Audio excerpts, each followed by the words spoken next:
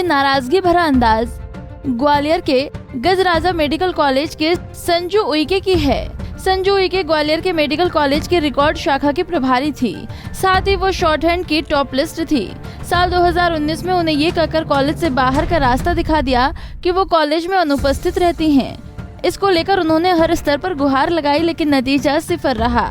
कहा जाता है कि व्यापम फर्जीवाड़े का सबसे बड़ा केंद्र गजराजा मेडिकल कॉलेज था। कॉलेज प्रबंधन के लोग इसी मामले में संजू उइके को मानसिक रूप से प्रताड़ित करते थे।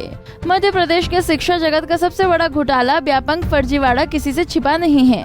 अब धीरे धीरे व्यापम घोटाले की फाइलें बंद हो रही हैं, लेकिन उसके जख्म ऐसे हैं जिससे कुछ लोग सड़कों पर आ गए हैं तो कुछ जिंदगी और मौत की जंग लड़ रहे हैं। ऐसा ही मामला ग्वालियर के गजराजा मेडिकल कॉलेज से जुड़ा हुआ है, जहां कॉलेज के रिकॉर्ड इंचार्ज संजू उइके को बर्खास्त कर दिया गया था।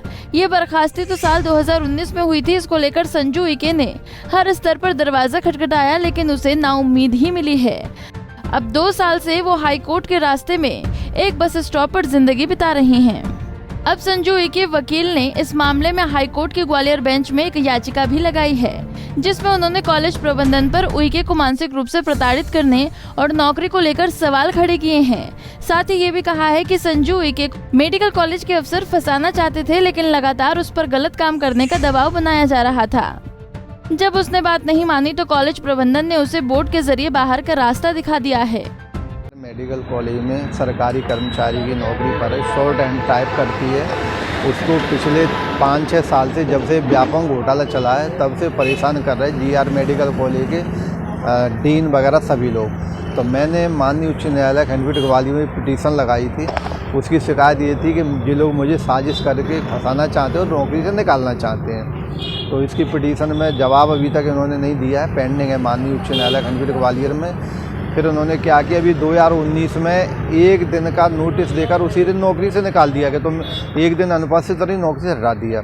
तो वो मैंने ऑर्डर को निरस्त करने के लिए आवेदन पेश किया। एक मैंने आवेदन इस बात का पेश किया है कि उस महिला संजू उइके का मेडिकल बोर्ड से परीक्षण किया जाए और उसकी इलाज की व्यवस्था की जाए। मेडिकल कॉलेज के स्टेनोटाइपिस्ट संजू उइके की हालात ये है कि वो हाईकोर्ट के पास मौजूद बस स्टॉप पर बीते 2 बरस से न्याय की गुहार में बैठी हुई है। हालांकि उसका सिस्टम से विश्वास उठ गया है। वो कहती हैं कि इंडिया में अब कोई सिस्टम नहीं है, कोई भी कुछ भी कर सकता है, जैसा उसके साथ कर दिया गया है। वहीं व्यापम फर्जीवाड़े के विसिल ब्लोवर आशीष चतुर्वेदी भी संजू उइके से मिले हैं। वो भी उसकी हालत को देखकर चिंतित हैं, क्योंकि संजू से कॉलेज प्रबंधन ने मुंह मोड़ लिया है। ये जो महिला है अंजू उइके नाम की है, जो कि मेडिकल कॉलेज में कार्यरत थी पूर्व में। इसके द्वारा पूर्व में मेडिकल कॉलेज में कार्यरत रहने के दौरान कई बार मुझसे संपर्क किया गया। तब बताया गया था कि मेडिकल कॉलेज प्रबंधन इसको अनावश्यक रूप से प्रताड़ित और परेशान कर रहा है। फिर जब उस समय जो भी संभव मदद हो सकी, इसको पत्राचार और शिकायतों के लिए मदद मेरे द्वारा की गई थी। बाद में इसका मेरे से मुलाकात हुई नहीं, और लेकिन वर्तमान में आपके द्वारा पता चला कि ये सड़कों पर दर दर भटक रही है और भीख मांग रही है। तब इससे आकर हालातों की जायजा लिया गया और इससे रिहेबिलिटेशन सेंटर और किसी सही स्थान पर पहुंचाने के लिए भी मेरे द्वारा कहा गया।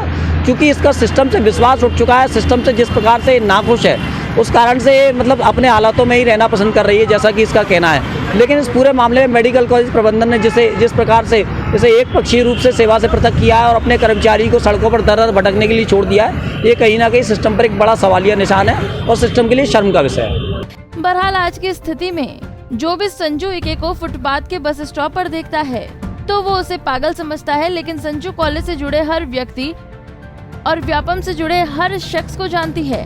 हालांकि उसके वकील के द्वारा कोर्ट में उसका मेडिकल प्रशिक्षण के साथ साथ उसकी नौकरी और कॉलेज प्रबंधन पर कार्रवाई की मांग की गई है। ऐसे में देखना होगा कि संजू उइके को कब तक न्याय मिल पाता है। ग्वालियर से अंकुर जैन, पंजाब केसरी टीवी।